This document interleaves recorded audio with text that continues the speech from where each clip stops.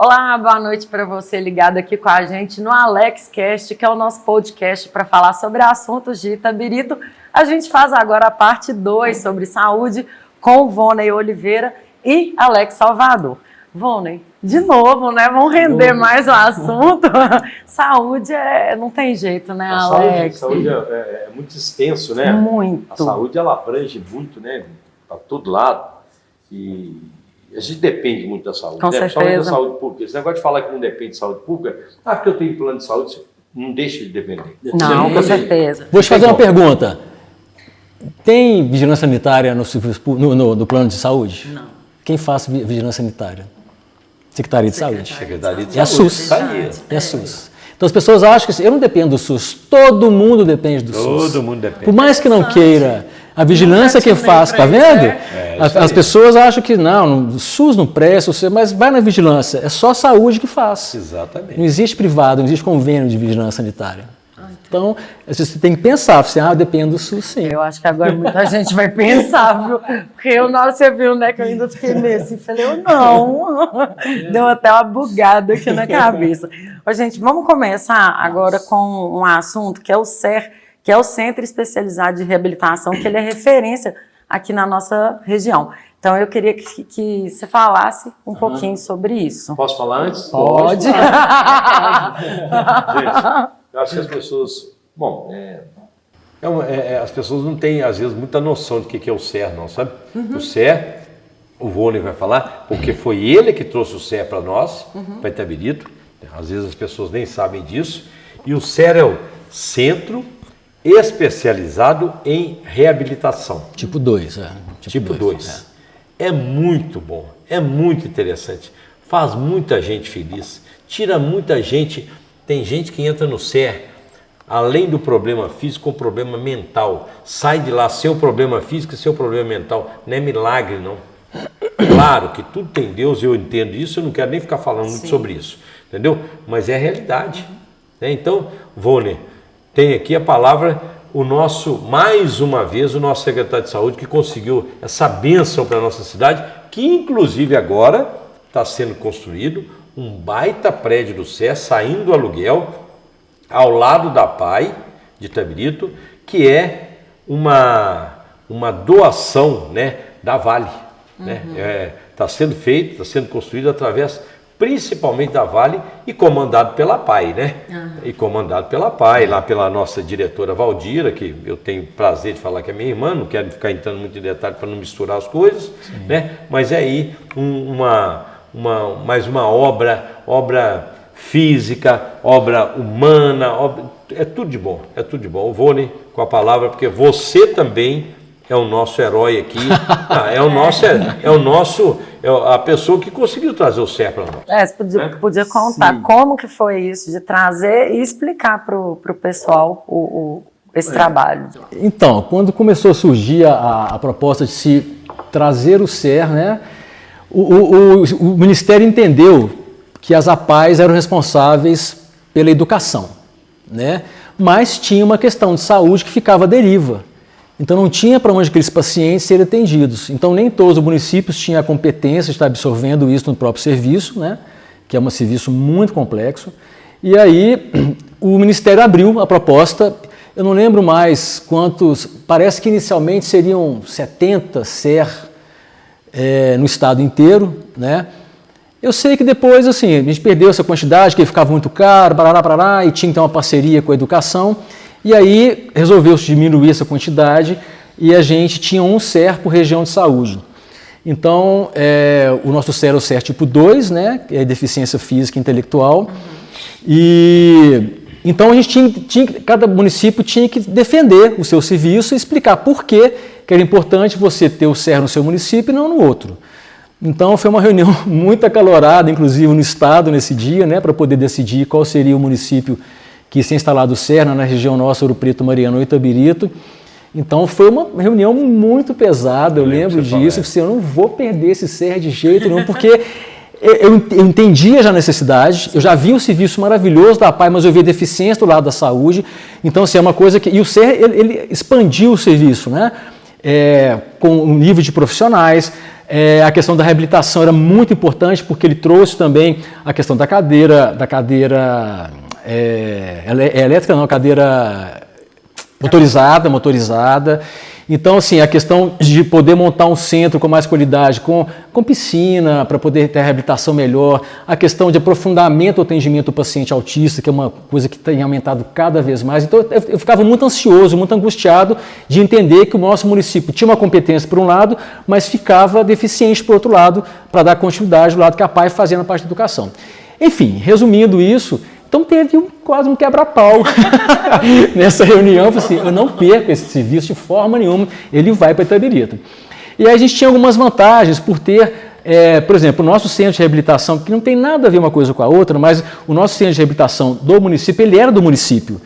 E parece que de Ouro Preto era terceirizado na época. Então o Estado entendeu que o nosso serviço tinha uma robustez nesse sentido maior que Ouro Preto. E Mariana não se interessou na época de ter o acesso. E aí, que era pesado, porque assim, tinha que ter uma estrutura, não vinha um dinheiro grande, o município tinha que entrar com isso, assim, mas nós vamos fazer, porque de fato é um serviço de ponta e eu quero isso em Itabirito. E aí a gente conseguiu fazer a PAI com muito receio, porque de fato o recurso ele era muito limitado, né? Muito limitado. A Débora e a Valdira, a Débora Gontijo e a Valdira ficaram, vamos, gente, vamos, vocês podem confiar em mim. Conversei com o Alex, gente, nós vamos dar um suporte para eles, porque de fato é um serviço que não tem em Itabirito, não tem jeito, não tem como a gente estar fazendo isso, é deficiente, a PAI acaba ficando comprometido, porque ela tem a parte da educação, mas não tem a parte da saúde. Enfim, os argumentos foram suficientes para poder entender que a gente podia fazer e dar o aporte que precisasse. Então a gente cedia alguns profissionais no início para poder ter a carteira mínima de profissionais necessária que exigia que tivesse. Aí contratamos gente que sabia o que estava fazendo. Né? A gente foi visitar o CER em Diamantina para poder entender o lá é tipo 4, então para poder entender como é que funcionava. Então a gente viu a necessidade de expandir o lugar, porque de fato o lugar que tinha não era adequado, era muito quente. Aí começamos, no nosso governo mesmo, começamos a fazer estudo de planta, de um lugar novo e tal, e aí esbarramos na questão financeira de novo. Né? Aí não teve jeito e foi necessário ter a ideia de mudar de lugar, porque era inviável onde estava ali. Enfim, eu fico muito feliz agora de saber que está tendo essa evolução, que era um empecilho tirar aquele teto daquele espaço, né, Alex?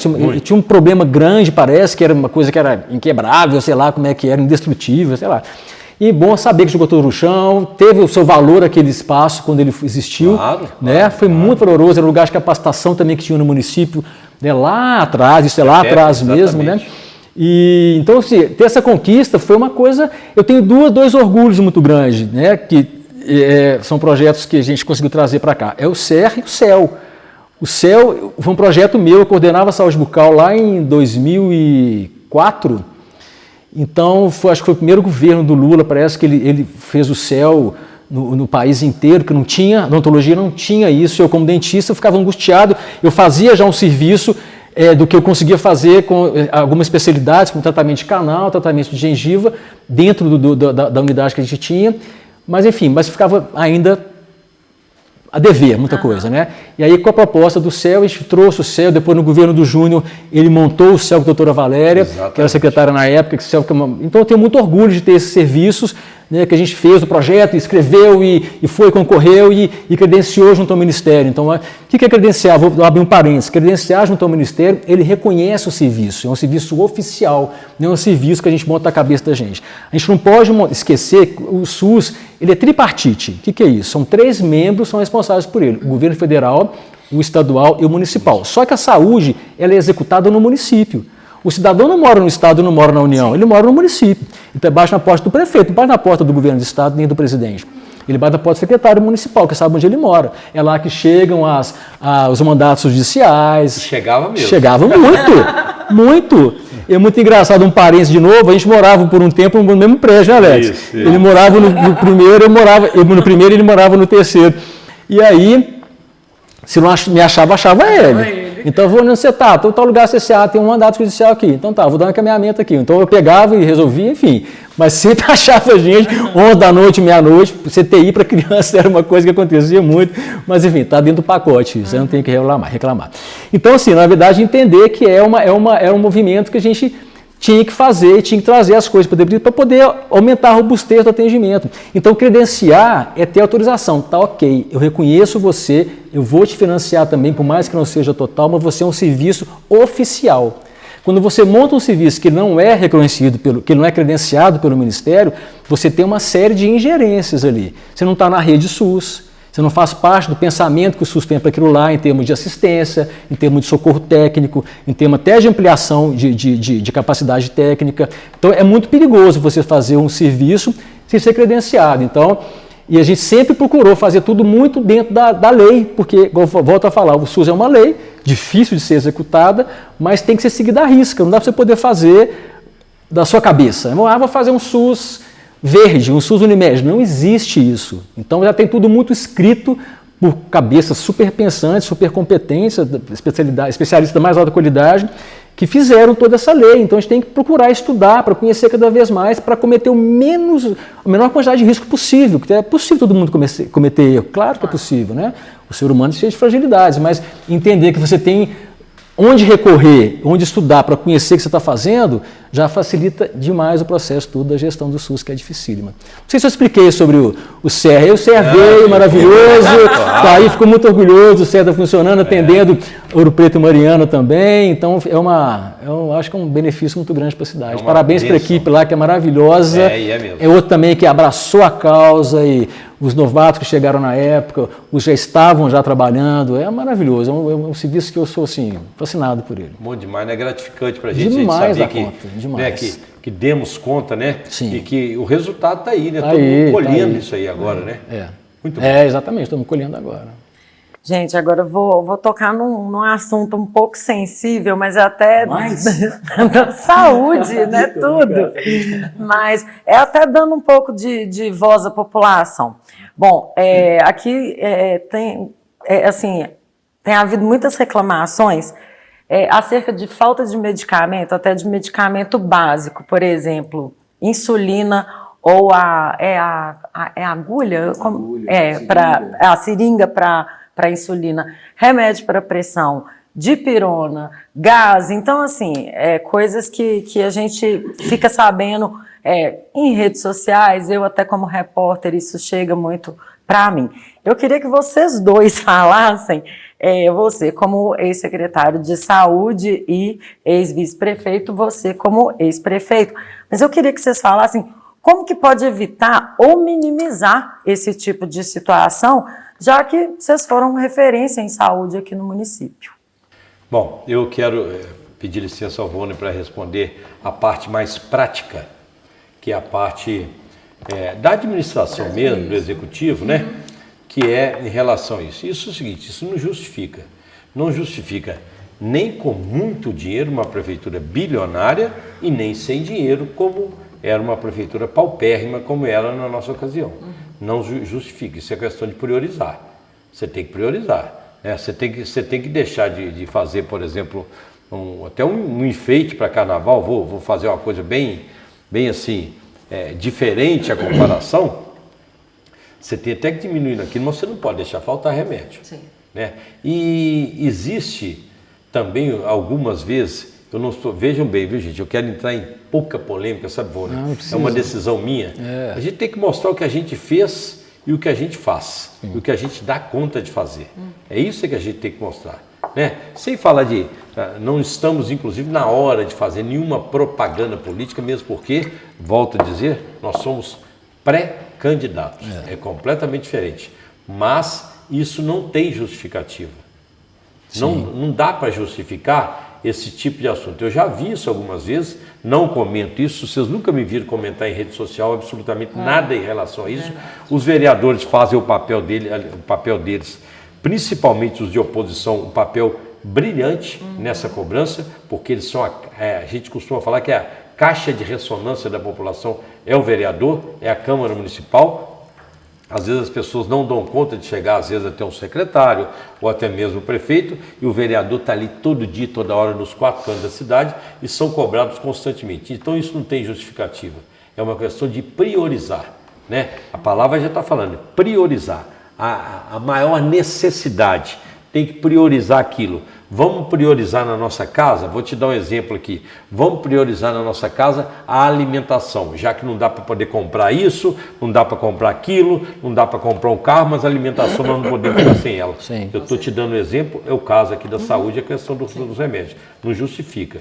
E a questão, por exemplo, de faltar, mas não fez licitação, gente, sem comentários, não dá, né? Não é que nós nunca erramos, não. Nós já erramos, mas você pode errar uma vez, você errar 4, 5 anos, 6 anos, não dá, aí né? não tem jeito, não é verdade? Então é o seguinte, não quero entrar em polêmica, não é minha função isso aqui, entendeu? Mas isso não justifica, não justifica. Nem como uma prefeitura com pouquíssimos recursos, como era há pouquinho tempo quando a gente estava lá, e nem agora, tá bom? Isso eu estou falando, eu estou explicando aqui, Sim, Mônica, você vai certo, entrar, é isso mesmo. obviamente, aí nos detalhes, eu estou explicando a parte prática, a Sim. parte de povo, que cobra o que a gente conhece, a parte desse relacionamento nosso que é muito próximo a povo, e aí a gente tem condição de falar exatamente isso. Com certeza. Porque com quem certeza. tem condição financeira boa, não vai nenhum para pegar remédio, não. Dificilmente. Apesar de que nós tivemos uma fase tão áurea na saúde, que tinha gente aqui, e não é mentira, inclusive até parentes meus, que deixaram de pagar plano de saúde de tão bom que estava a nossa saúde. Teve isso mesmo. Entendeu? Teve isso mesmo. E a gente saía. Eu estou falando por mim, eu já saí. Eu não saí com remédio lá, entendeu? Porque não tinha nem necessidade, que eu tinha inclusive o remédio em casa. O remédio que o médico tinha receitado, eu já tinha em casa. Mas eu fui lá na UPA para poder ser atendido e se saía com remédio tranquilamente, né? Eu achava até assim, eu achava um luxo, né? Um luxo o que acontecia lá, né? Além de necessidade, porque era necessidade, mas um luxo, tá bom?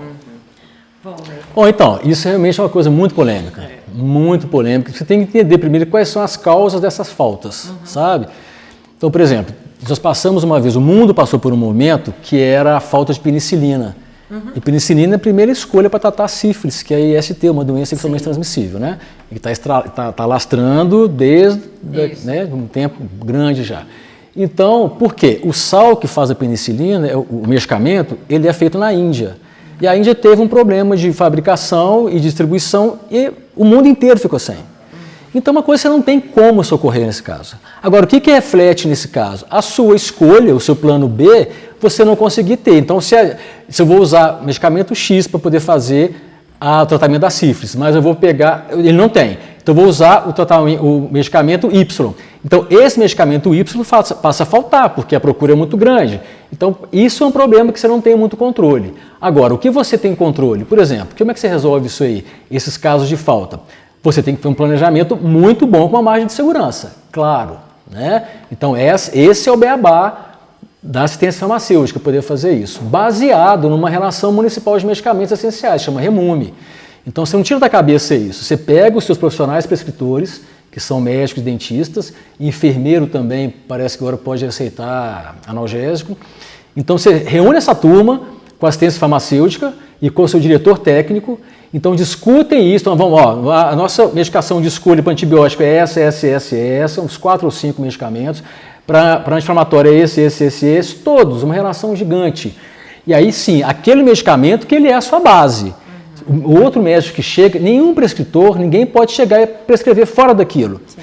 Então, você tem uma noção do que você vai planejar para poder comprar. Então, se você tem a primeira escolha, ela tem uma saída alta, compra ela, aquela saída naquele volume com uma margem de segurança, né? Mas compra a segunda, terceira e quarta escolha também. Você está protegido também. Você está protegido. Então, você não tem aquele medicamento. Não tem, sei lá, azitromicina, mas você tem um outro antibiótico no lugar, você pode tomar do mesmo jeito. Então, aí não falta medicamento, falta azitromicina. Né? Mas se falta azitromicina, mas não é falta de medicamento, entende? Então a gente começou, eu explicava isso muito, não está faltando medicamento, está faltando o medicamento, mas tem um antibiótico. Então ele não está sem cobertura de antibiótico. É aquele nome, né? O nome, mas nome, tem um antibiótico. Exatamente. Pronto, acabou. Então eu peguei e consultei o Conselho Regional de Farmácia para poder entender qual que era uma margem mínima que entendia-se que não era falta de medicamento. Então eles disseram que entre 8% e 12% de falta, não é falta, não está desabastecido, tem uma falta temporária, que pode ser uma licitação que demorou, pode ser o fabricante que demorou a entregar, pode ser uma falta do medicamento no recurso mesmo. Então, assim, e a gente não extrapolava esse valor. Então, assim, eu explicava na Câmara, a gente sempre ia na Câmara, né? Era uma vez por... É até bom você lembrar isso. Você pedia para ir e tal. Não quero Deixa tirar esquecer, sua não, tranquilo. Você continuar o assunto, mas é um assunto interessante. Sim.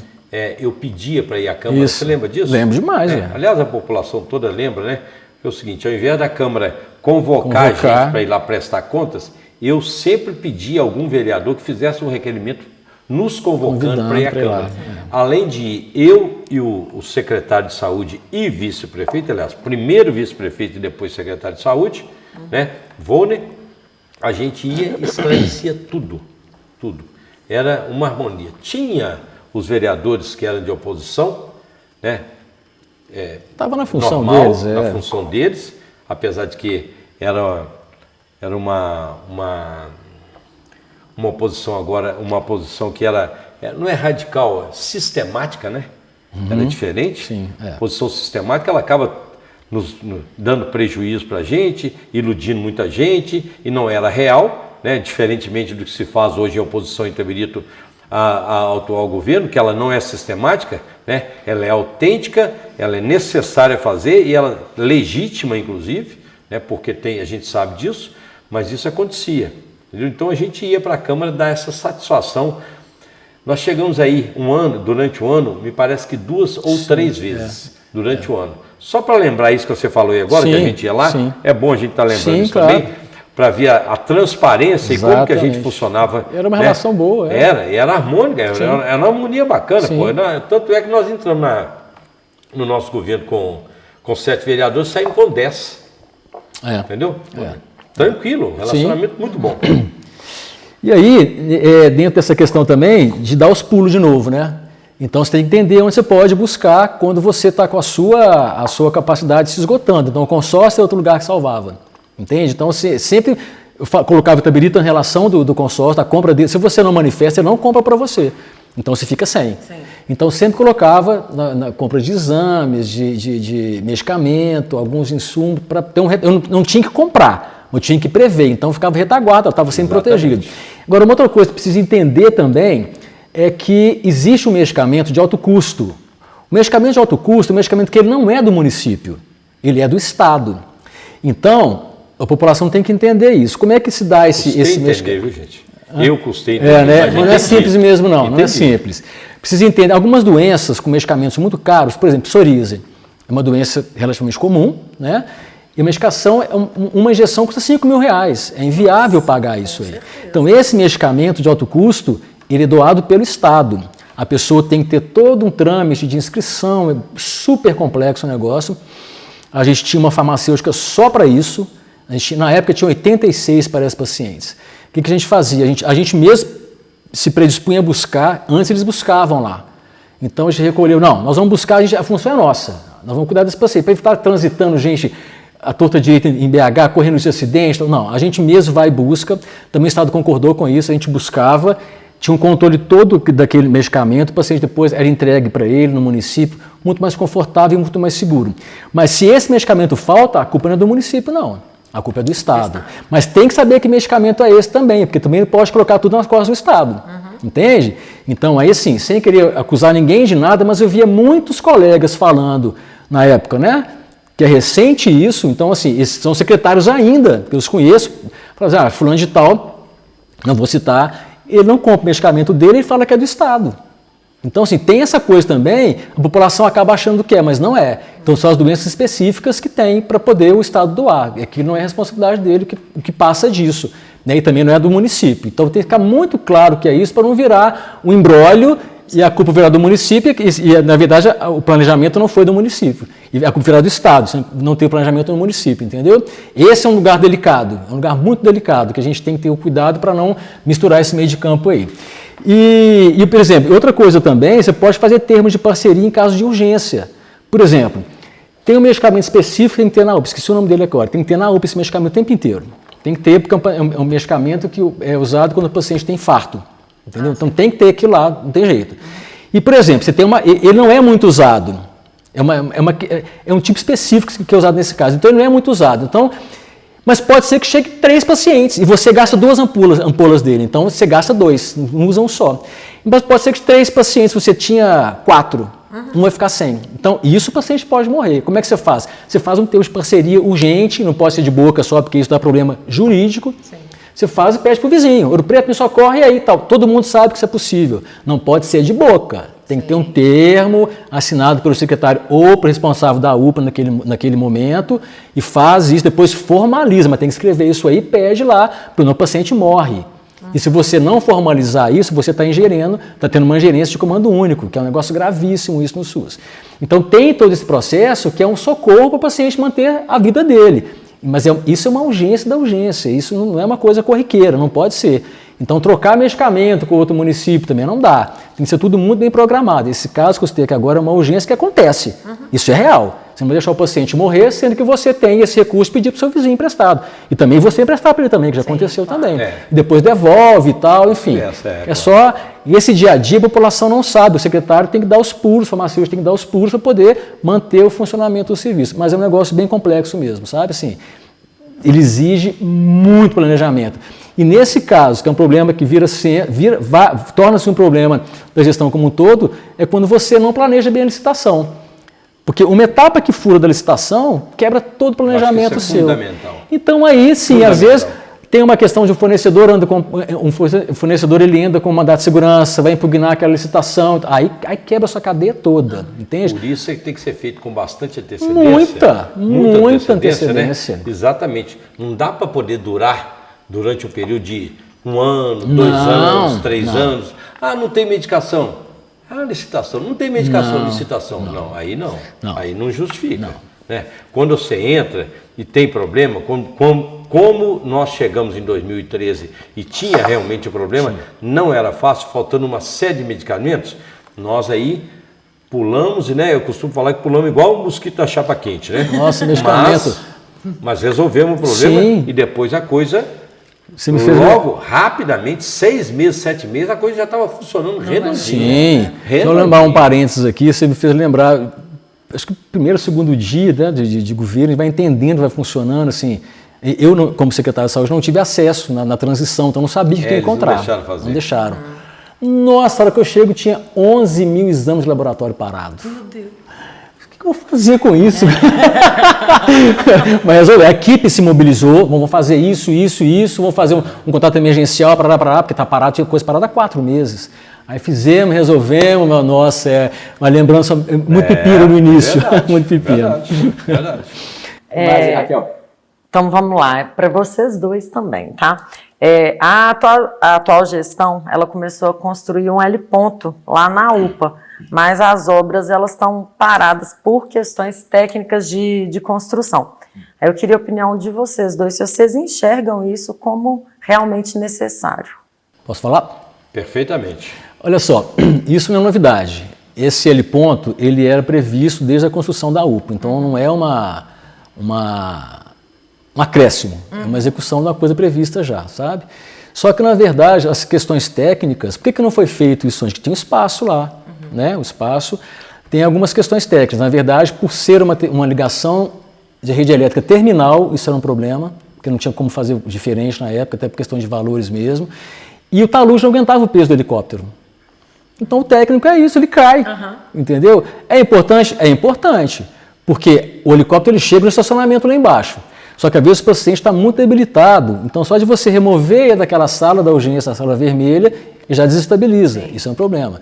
Então você ter que levar aquele paciente ali embaixo, claro que ele vai na ambulância e tal, mas é um transporte que às vezes ele não dá conta. É um paciente que o helicóptero vem, é um paciente grave, na verdade, não é um paciente mais ou menos, é um paciente grave.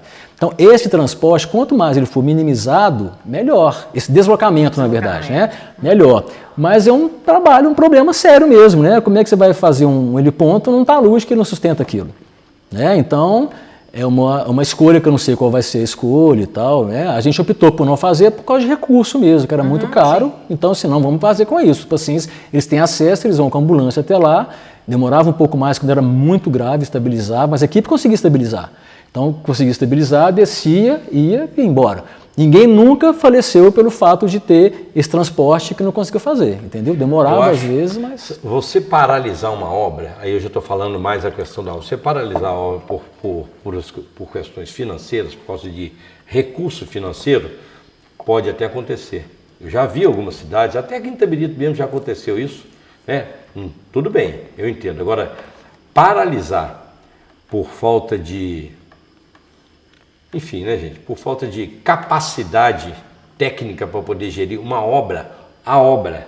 Eu não estou falando, está falando aqui um secretário de saúde que especializado em saúde pública, com pós-graduação disso, com aquilo outro. Eu estou falando aqui de engenharia. Vejam bem, estou falando de engenharia. Por isso que eu falo que às vezes, né, o prefeito não precisa ser engenheiro, não precisa ser médico, não precisa ser advogado, ele tem que ter gente. Tá? Isso não justifica, né? Aí estão desperdiçando dinheiro. Infelizmente é o que acontece.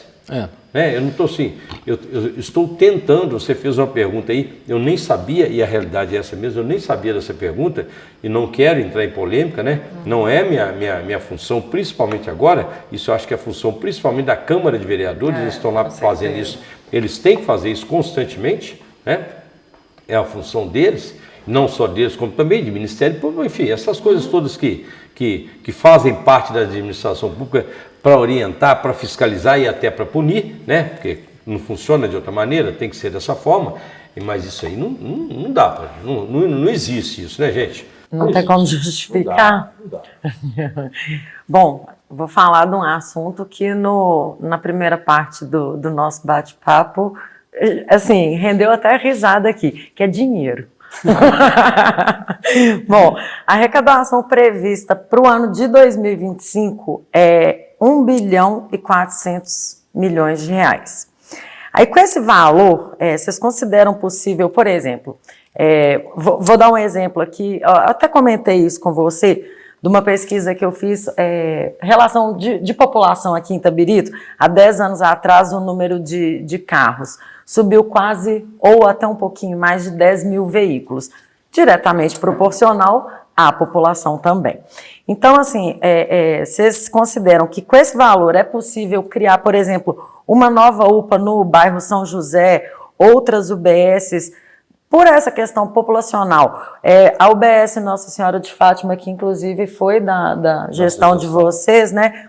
O pessoal tem reclamado que ela pega vários bairros e não está comportando, né? E muita UBS com problema estrutural, essa questão também da falta de medicamento e tudo. Vocês consideram isso, que com esse valor, isso, né, para o governo, não é para a saúde, mas com esse valor distribuindo para a pasta da saúde, tem essa possibilidade de criar uma nova UPA, outras UBSs, até por questões de outras pessoas que vão chegar em Itabirito, porque Itabirito tem essa questão, né, de sai e sempre entra, né, mais gente, flutuante. Sempre teve, sabe? Isso. Sempre teve. E agora parece que de uns tempos para cá mais, né? Agora, entendeu? Mas isso não impede que a cidade siga no rumo que ela tem que seguir, né, em relação à organização e planejamento, de forma alguma. Se tem 10 pessoas, você trabalha para 10 pessoas. Se tem 20, você vai trabalhar para 20. Isso é questão de lógica. Né? Agora, eu vou pedir o Vônei licença para responder aqui em relação principalmente às UBS. É lógico que o Itabirito comporta hoje sem sombra de dúvida, pelo menos mais 3 UBS. Mas é questão de urgência, é rápido. Sim. Eu estou falando isso por causa da questão geográfica. Eu conheço perfeitamente, eu sei os bairros que foram criados em Itabirito, a população que tem hoje. Então, tem que ter, rapidamente. Isso não pode demorar. Né? O próximo prefeito, por exemplo, ele não pode chegar e ficar pensando assim, será que eu vou fazer lá nos portões? Aí vai passar 4 anos e vai fazer. Não existe. Não existe. Prioridade. Né? Você vai fazer o quê? Você vai fazer um heliporto ou você vai fazer a UBS? Né? E a UPA, né? Até para a gente aproveitar bastante a qualidade do nosso papo aqui do Vônei e a competência do Vônei, eu vou deixar até para ele falar, porque ele entende realmente muito mais do que eu, né? E gostaria que ele falasse, inclusive, sobre a UPA. A UBS, eu tenho certeza disso, mas ele também pode dar a pincelada e falar pincelada não, pode falar realmente se eu estou certo ou se eu estou errado em relação a isso, né? Mas a UPA eu deixo por conta dele, porque aí ele vai saber explicar, inclusive, tecnicamente Sim. e até dentro da lei, o que pode e o que não pode, ok? Olha só, na verdade a forma de pensar, ela tem esse olhar imediatista, né? De um prefeito, de um político, tá ruim, isso é claro. Então ele sabe onde está, porque a pessoa reclama que ela está muito cheia, não sei o que mais. Mas a questão técnica, quais são os parâmetros que a gente tem para poder fazer a construção de unidade básica? Claro que esse monte de paciente num lugar só não comporta. É ruim para o paciente, é ruim para a equipe, é ruim para todo mundo, né? O espaço por si só ele fica deficiente. Então o Ministério preconiza hoje o ideal confortável para todo mundo é cada unidade básica ter 2.500 pessoas. Interessante. Então, mas você consegue fazer também confortável com 3.000 pessoas. Então, em termos técnicos, seria dividir, tem que saber. Tem um parênteses, tem o credenciamento hoje, como é que faz? Tudo credenciado, que é importante ser credenciado junto ao Ministério, porque vem dinheiro junto. Você não pode comprometer hoje o orçamento do município, que tem dinheiro hoje, a gente sabe que é um royalty. Isso pode cair um dia, pode ter uma crise que ela vai abalar, como é que você mantém isso se for recurso próprio? Então tem que estar sempre com o Ministério, injetando a parte dele para poder amenizar os custos. Senão você vai ficar sempre absorvendo nas costas do município se estão credenciado. Isso vai para a unidade básica também, não só para aquele autocomplicidade que eu falei anteriormente. E nesse caso, por exemplo, você vai entender, vou fazer então para 3.000 pessoas, faz esse cálculo, né? E aí, para poder entender como é que está, olha só, antes o município recebia, o financiamento ele vinha per capita. Então o Cita Brito tinha, sei lá, 40 mil habitantes, 50 mil habitantes, 60 mil habitantes, vinha esse valor total. O Ministério, de uma forma, para diminuir os custos dele, né? Porque saúde é um saco sem fundo, você tem que saber onde você vai tirar. Exatamente. E para você entender como é que você vai financiar isso, em vez dele continuar financiando per capita, ele continuou financiando agora quem que era cadastrado. Então, se você é daqui, se você mora aqui e você está cadastrado, e você não está cadastrado, ele não recebe por você não tem acesso à saúde. Então você tem que, na sua unidade, se cadastrar para o município entender que você existe, né? E aí você passa a ter recurso, vem recurso para você. E é muito simples, né, gente? Porque, é o agente comunitário que faz isso. Exatamente, às vezes o Volney falando assim, da forma que ele está falando, parece que é uma coisa difícil. Não. O agente comunitário vai lá, faz o cadastro. Exatamente. Por 15 dias, 20 dias, você já está fazendo um Ou tratamento então, normal. Se a pessoa é novata numa região, ela vai, a unidade básica de referência é essa aqui, eu falo, olha, eu quero me cadastrar aqui porque eu sou morador novo, ele vai conferir se você mora. Então pronto, ó, tá vendo? Você vai na sua unidade básica lá, olha, eu sou moradora, estou aqui tanto tempo e tal, quero me cadastrar, eles vão te orientar. Eu não sei se atualmente teve alguma mudança nesse quesito, porque tem que fazer conferência e você tá. Deve ter algum documento comprobatório atual, enfim. Inclusive, aconteceu isso muito na nossa época. Muito. Tinha gente, tinha algumas cidades vizinhas, que a saúde não estava no nível que a nossa saúde estava. Né? Então, as pessoas tiravam proveito disso. Tinha um parente aqui, vinha aqui, arrumava, dava um jeito, né, de burlar, a verdade é essa prova, né, esse cadastro, e acabava vindo. Nós tivemos gente aqui de Ibirité, nós tivemos gente aqui de Betim, fazendo isso em Itabirito.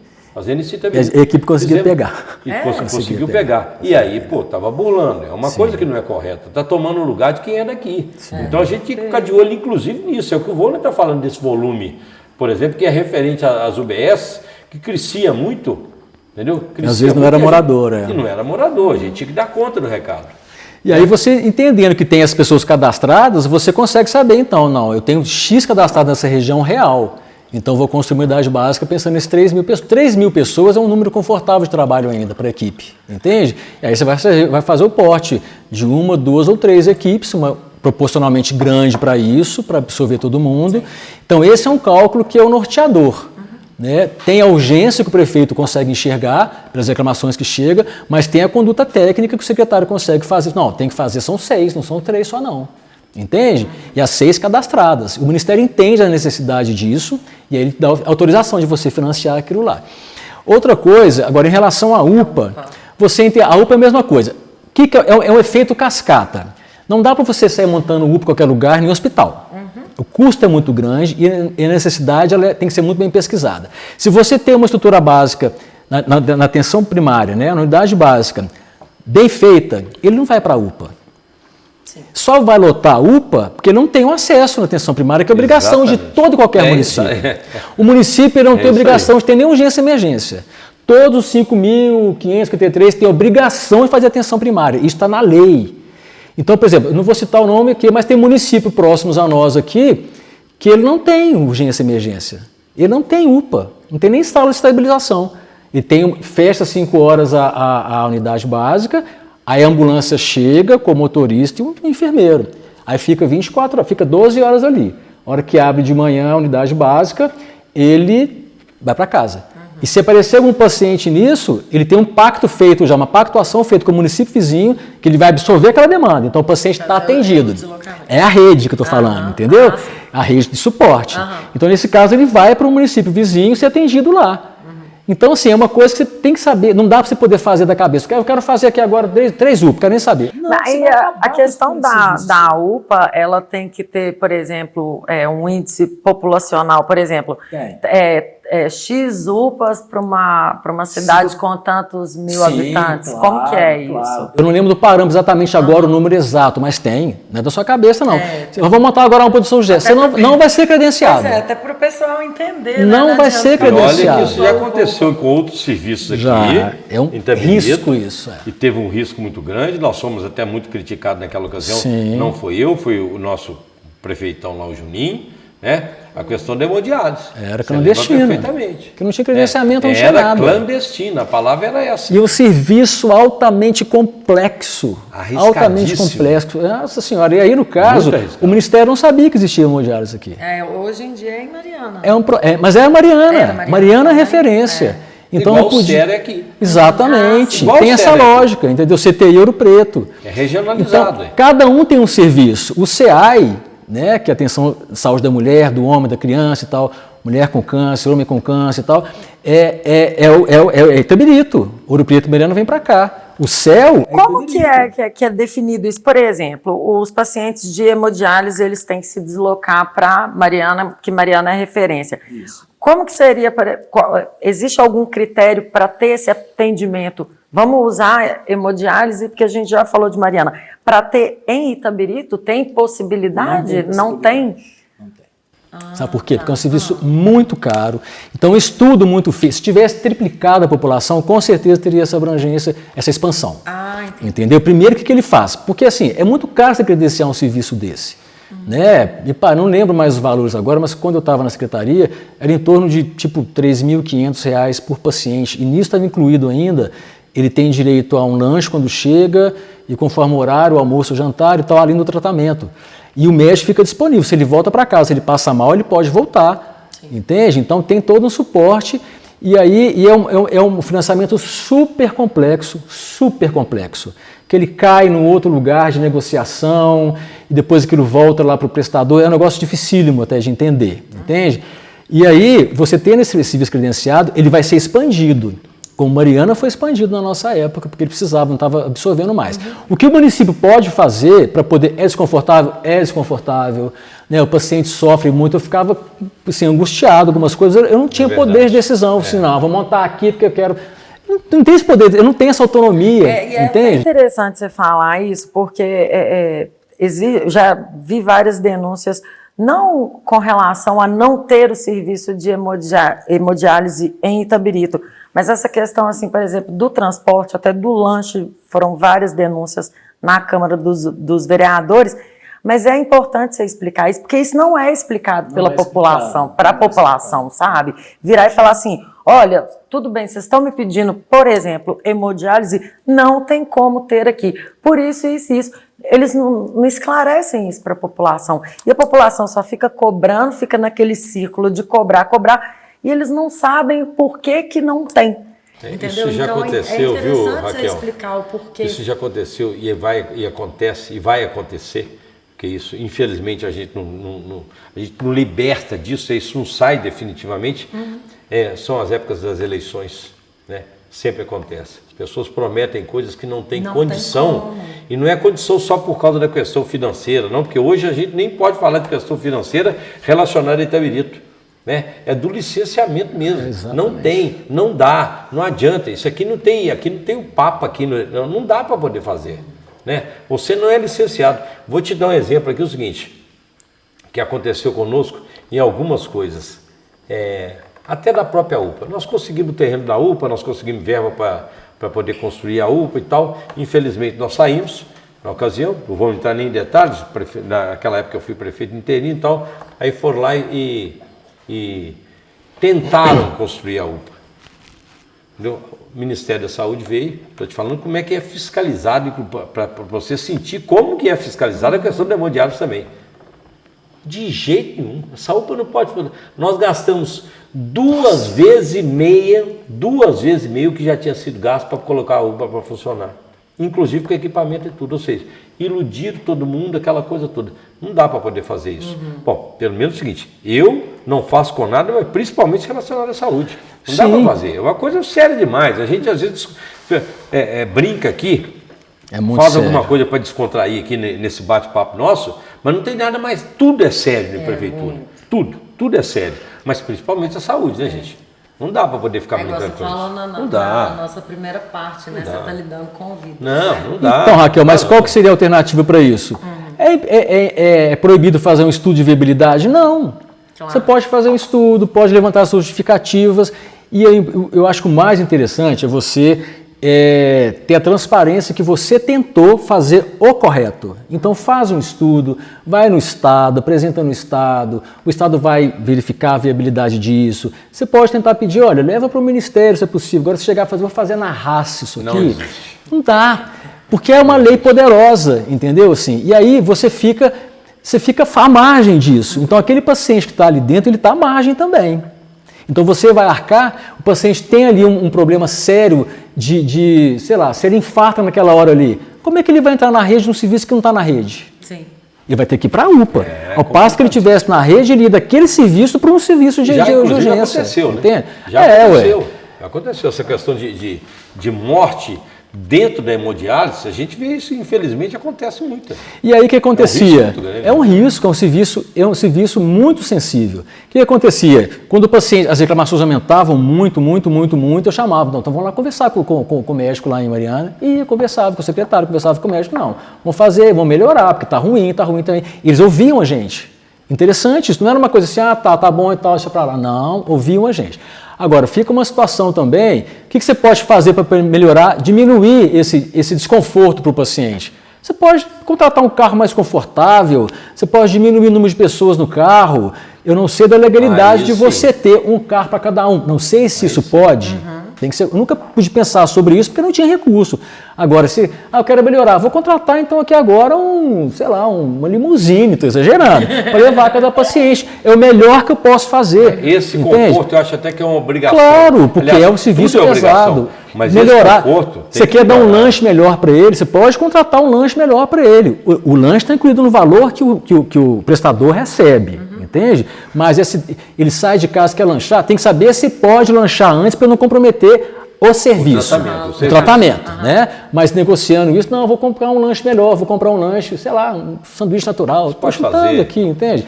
Mas conversa com o médico, eu posso dar um lanche no meu município? Então essas são sugestões para poder amenizar esse desgaste. Sofrimento, que é um tratamento desgastante, um tratamento pesado. Triste, mas sendo categórico, pesado. É Mariana. Não tem jeito. E se tiver algum excesso de pacientes, pode ter certeza. Eles vão querer expandir um serviço existente do que abrir um serviço novo. Bacana. Muito, muito importante vocês terem falado disso, porque é uma coisa que a gente vê o tempo todo, o pessoal cobrando, mas sem saber que não tem a possibilidade. Igual você falou, pode fazer um estudo para ver a viabilidade?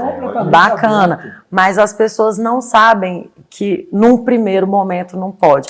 Então foi muito bom ter esclarecido isso. Alex, você falou na nossa primeira parte que estávamos com um ator, né? Então eu acho que eu vou deixar você encerrar, mas antes dar um recado para o pessoal não esquecer de curtir, compartilhar, se inscrever no YouTube AlexCast. Aí eu vou deixar você fazer as honras aí que você estava comentando sobre termos um global.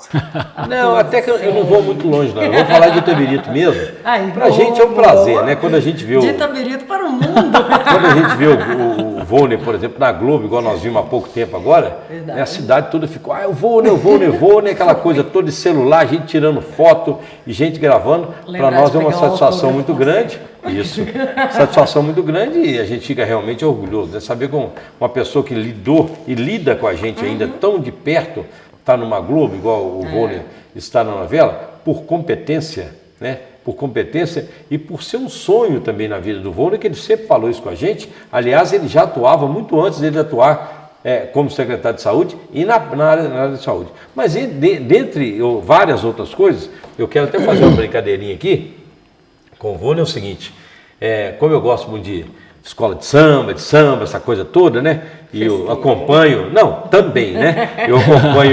Eu acompanho aí então, o pessoal costuma falar e brincar, né? Quando você tem uma coisa, por exemplo, saúde nota 10, né? Aquela apuração da escola de samba, né? É isso que eu posso falar, é o mínimo que eu posso falar do Volney, da equipe do que o Volney conseguiu montar, né? E que a gente foi muito feliz em tudo, mas principalmente na saúde. Isso é uma das coisas. E lembrar também que o Volney, como ator, ele conseguiu trazer, inclusive, várias peças de teatro para Itabirito, inclusive aquela campanha de popularização do teatro, foi ele que trouxe e a gente tinha pelo menos uma vez ao mês isso aqui durante muito tempo, de lotar a Casa de Cultura e de fazer no domingo 3 sessões. Sim. 3 sessões, né? Divertido, bom, né? Uma coisa bacana, deu oportunidade de todo mundo conhecer teatro, porque às vezes a gente tem uma condiçãozinha melhor, a gente está por aí, a gente vai, igual eu já tive a oportunidade de ir e ainda vou no teatro em Belo Horizonte e tal, essa coisa toda. E quem não tinha oportunidade é aqueles atores que você via lá no Palácio das Artes, isso, daquilo, aquilo outro, vinha aqui na Casa de Cultura e trazer uma peça, né? Fazer uma apresentação de uma peça, foi também o Volney que deu essa oportunidade para Itabirito. Então, é mais um agradecimento, eu estou falando de coração aqui, agora a gente já está acabando o Alex Cast, né? Gostaria muito de estar podendo contar sempre com você, né, em Itabirito, como uma pessoa que ama a cidade, que preocupa com tudo até hoje, porque mesmo o Volney estando fora, como ele está, a gente conversa muito. E tudo que a gente precisa de uma orientação, inclusive para a área de saúde, até né, há poucos dias atrás, Volney, você conhece alguém? Estou precisando, tem um colega aqui, o que você pode fazer? Está precisando de um CTI, está precisando de uma coisa assim, que não é fácil, hoje não tem mais interferência de ninguém para arranjar CTI, né, para deixar bem claro para todas as pessoas, mas pelo menos ele indica o caminho, faz dessa forma, que pode ser. E nós ainda conseguimos isso com o Volney, mesmo ele estando fora de Itabirito. Eu não estou fazendo aqui nenhuma propaganda falando que nós vamos conseguir dia e noite, não. De jeito nenhum. Não tem chance nenhuma. Ele não está inserido no mercado de saúde hoje, no serviço de saúde hoje. Mas eu estou falando para mostrar para a população o quanto que você dá atenção para a nossa cidade até hoje, o quanto você gosta da nossa cidade, né, até hoje, vai ser sempre, eu tenho certeza, porque no seu coração você leva isso constantemente, e ainda, além do mais, está sempre aqui. Né? Teve aqui há pouquinho tempo no Carnaval, está bem curtindo o Carnaval conosco, é isso? Então está sempre aí, de vez em quando vem, né, visitar os amigos. A gente sabe que ele tem uma grande amiga aqui também, que gosta muito do Volney, o Volney gosta muito dela, que é a Graça, né? E que a gente está sempre aí convivendo com o Volney. Nós não perdemos esse contato com o Volney, que para nós é muito bom. Deus que pague, muito obrigado por tudo que você fez por nós. Eu agradeço a oportunidade de passar por isso tudo. E que continue fazendo ao longo desses anos ainda, se Deus quiser. Deus quiser. Valeu, Deus muito quiser. Obrigado. Muito obrigado, gente. Até o nosso próximo Alex Cast. Tá bom? Raquel, muito obrigado. Obrigada, Alex. Obrigada, Volney. Gente, até o próximo.